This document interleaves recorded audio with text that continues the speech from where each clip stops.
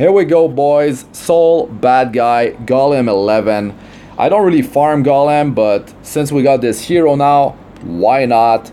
I'd like to get more tankiness on my heroes, and it's a great place to farm for that. So he's only a 5-star, by the way, and he's doing really great. He deals damage based on the target's max health with skill 2 and skill 3.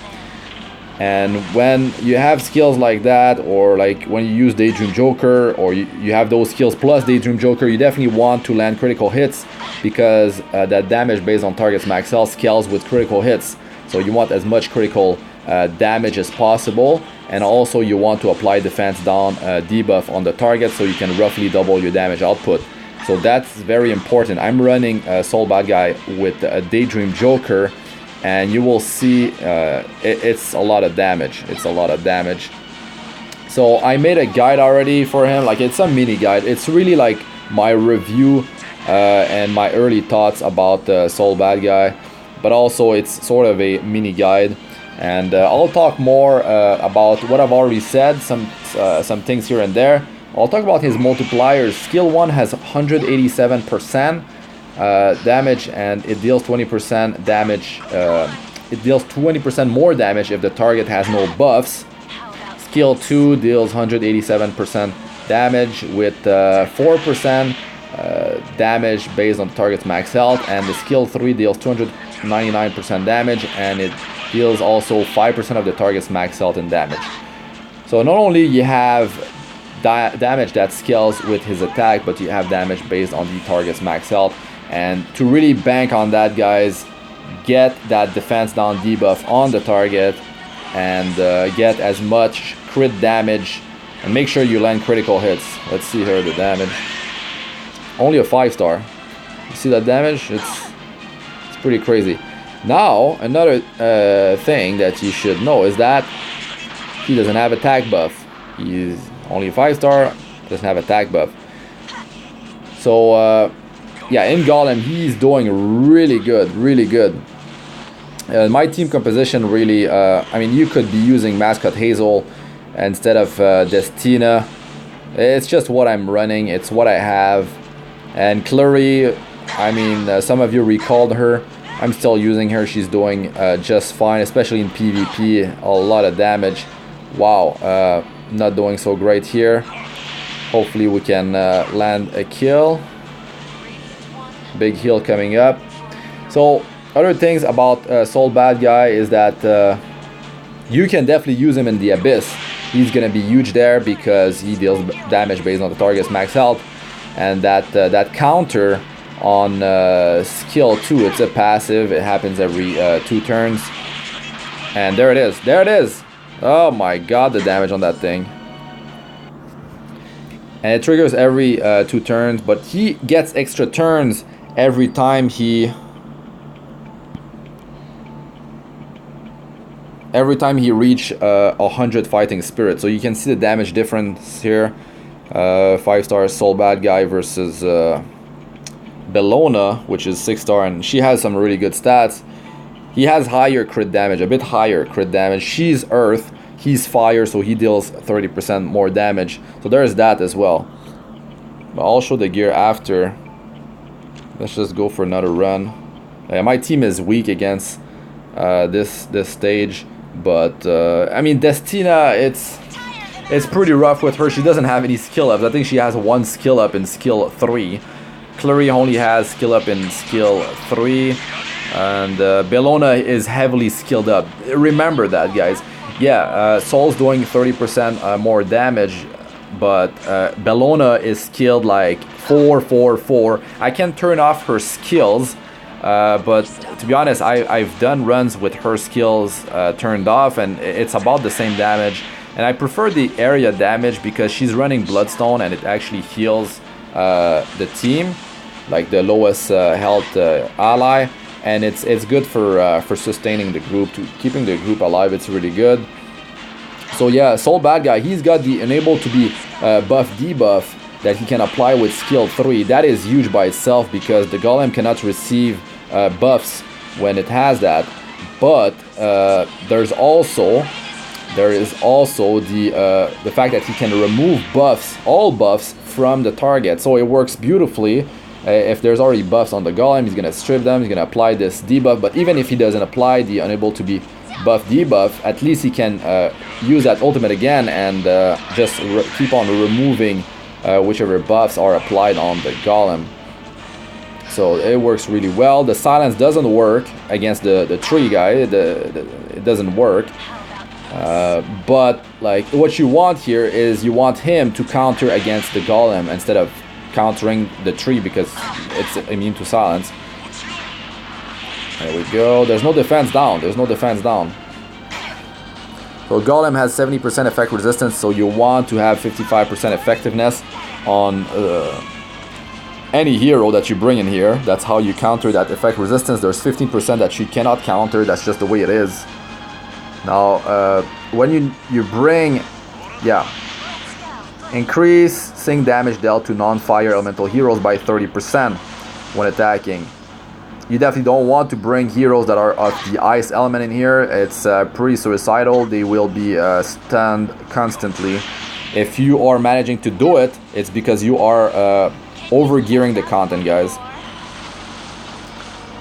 So yeah, you definitely want to manage this defense down debuff that's been applied on your team. One Just Potion Val does decently here, but having a skill that removes, wow, the damage.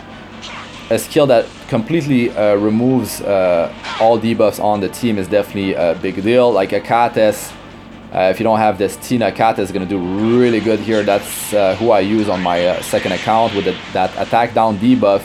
It's a huge deal, cutting the attack of the target by 50%. So that was the second run. I'm going to show you my gear. Here's the damage dealt. Look at that damage. You know what this damage looks like? It looks like my 3-man Wyvern setup of Angelica in front. Yes, I know. Tarnor Guard and Alexa. Alexa deals a ton of damage. And at the end of the run, that's what it looks like. This is the type of damage she deals, what Sol Badguy is doing right now to Golem. And Bellona is pretty much how Tarnor Guard is... Tarnor Guard's damage looks like. So I mean, it's really good. It's really good. He's free. He's 5-star. I mean, yeah, some people say he's not really free because you need to spend a bunch of energy, but just go in here and just wait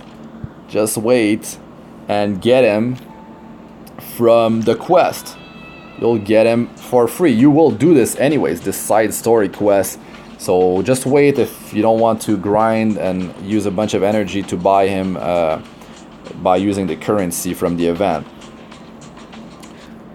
But yeah, so the gear, let's start with skill ups. So let's look at the skill ups on my Bellona. It's heavy. It's heavy. 4, 4, 4. You see all that damage increase. And the damage increase from skill enhancement, like it actually gets multiplied by like the Daydream Joker extra damage that you deal will work with those skill enhancement as well.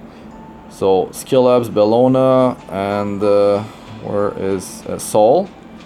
There's nothing in terms of skill enhancement, and he gets 30% damage increase on all 3 skills, and minus 1 turn cooldown on that skill 3 will be very helpful. And Destina, Kluri. So these are the 4 heroes. Now let me show you my gear. So Bellona, you can see that 100% crit chance. She's got only 177 crit damage. Sol has quite a bit more though, but her speed is there. Like, she doesn't have speed boots, unfortunately, because I use her in my PvP cleave team, and if she's too fast, she's gonna be going before Helga, my attack buffer, and I don't want that. I'm gonna actually slow down on showing the gear. Bloodstone definitely helps to sustain the group with all the healing it does. So yeah, I prefer to keep her skills turned on so she deals more damage overall. Now here's the gear on Sol.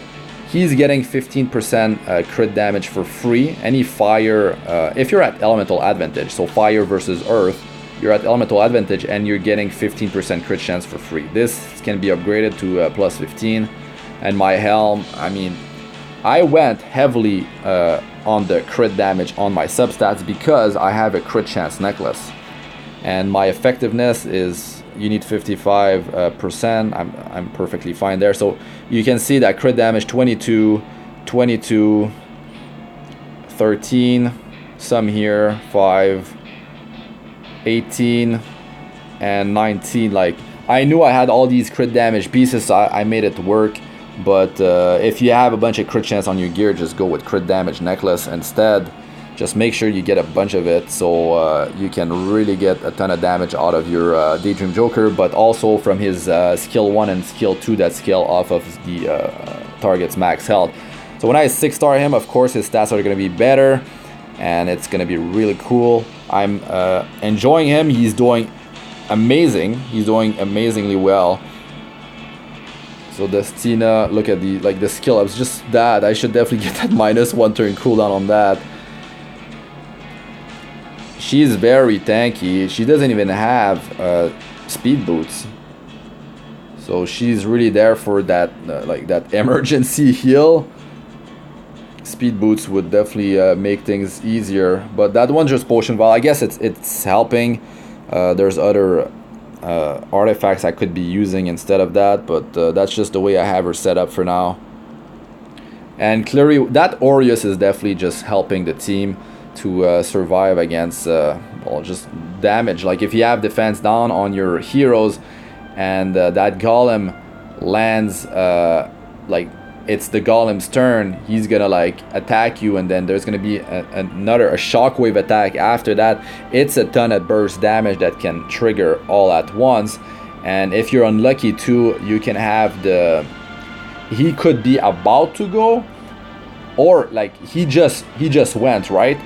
And you get him to counter attack right after. So you just apply defense down on your whole team, and then you get him to counter attack right after that with having defense down on your team or most of your team members, and it's gonna deal a ton of damage. So you definitely want to avoid that against the golem. So really, like at the very least, if you don't have anything to clear debuff, like having heroes, all fire heroes on your team makes it easier, because you can actually you have 50% chance, he's gonna have 50% chance of missing, so he's not gonna land any debuff and only deal 70% damage. So that's huge. If you can apply debuffs like attack down debuff, very helpful to lower his attack by half.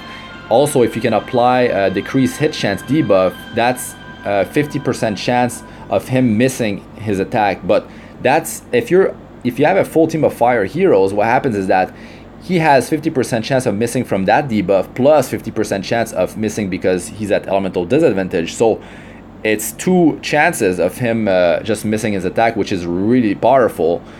Also, of course, if you can remove his buff, which is what Sol does, and also apply enable to be buff debuff, it's huge, because you could be unlucky. He could get that attack buff, and then he could do his it could be his turn, applies defense down, and boom, counter attack, your whole team blows up. Like, that's a situation that can definitely happen.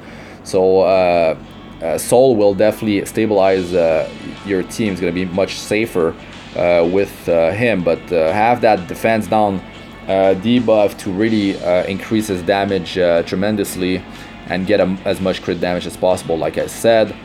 So yeah, those were the fight mechanics, really.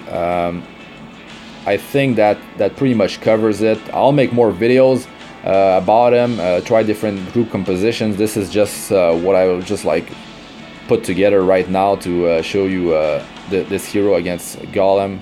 I didn't go with too crazy of heroes. Bellona, I know she's 5-star, Destina's 5-star, but yeah, I'll do other group compositions later.